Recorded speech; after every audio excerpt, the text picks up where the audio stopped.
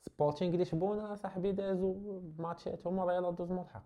عاوتاني الملحق الريال كيدوز الملحق بعد مباراه ملحميه مع بنفيكا اللي في الاخر ماركا عليهم جول باش بنفيكا تاهلوا مارسيل تهبط. فهمت هادشي. مشكل الريال هو مشكل بنيوي قاعدي، ما عندوش اساسا علاقه باللعابه ولا الادوار ولا المدرب، هو استمرار العبث ديال واحد المنظومه اللي يلاه بدات كتبان على الحقيقه ديالها. منظومه اللي فيها واحد الدفاع ديال الله يحسن العوان، قدرات بنفيكا انها تخترقوا من اي جهه في اي وقيته وباي طريقه. مبابي هو نقطه الضوء الوحيده في الحسم ديالو، واخا في اللعب ديالو كيعصب. وبعض اللعابه الله يهديهم اللي ولاو كيسحبوا راسهم من نجوم. رياكسيون د اردا غولير تخيلتو توني كروس ديال 2017. هاد النوع د اللعابه هو اللي الريال بهم بدات كتفقد الشخصيه ديالها، شخصيه البطل اللي كانت كتربح ماتشات بلا ما تلعبهم.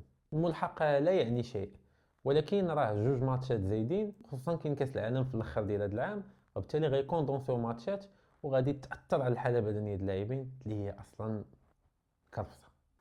ونعيمتو